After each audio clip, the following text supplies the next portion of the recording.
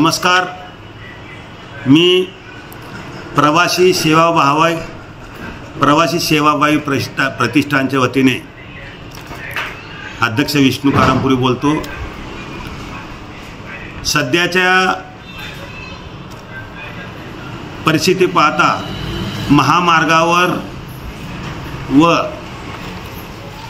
राष्ट्रीय महामार्ग, राज्य महामार्ग या रस्त्यावर मोठ्या प्रमाणात अपघात होताना दिसून येतात। या अपघातीमध्ये कुटुंब उद्ध्वस्त होण्याची परिस्थिती माहिती आपल्याला मिळते प्रसिद्धी माध्यमातून।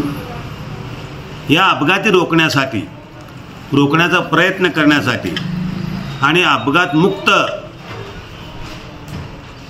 अभियान राबविण्याचा एक उद्देशानं दिनांक 22 मे 2022 रोजी प्रवासी सेवाभावी प्रतिष्ठानची स्थापना करण्यात आली। त्या प्रतिष्ठानच्या माध्यमातून महामार्गावर अपघात का होतात याचा शोध घेणे, प्रामुख्यानं वाहन चालकांचं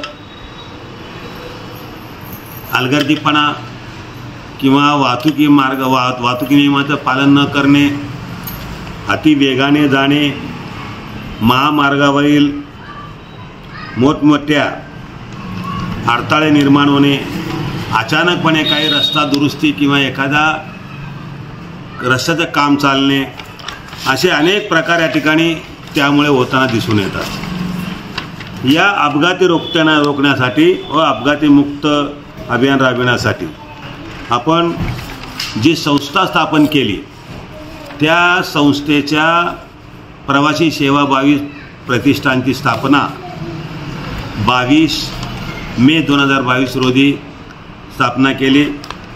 या संस्थेचं प्रमाणपत्र धर्मदाय आयुक्त कार्यालयाकडून नोंदणी प्रमाणपत्र प्राप्त झालेली आहे आणि खऱ्या कामाला आता सुरुवात होणार आणि आपल्या सोलापूरकडे येणाऱ्या जे महामार्ग आहेत, तो विजापूर रोड, हैदराबाद रोड,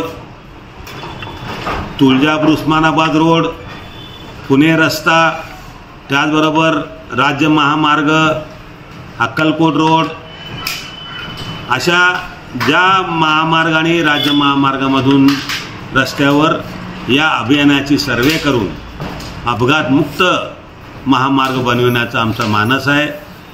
या अभियानाला सुरुवात करण्यासाठी किंवा प्रयत्न करण्यासाठी किंवा आपण याची सेवाभावी करण्यासाठी, प्रवाशांना वाचविण्यासाठी आणि झालेल्या अपघातातून सुद्धा प्रवाशांना वाचविण्यासाठी, अपघात न होण्याचा प्रयत्न करण्यासाठी संस्थेची स्थापना केली।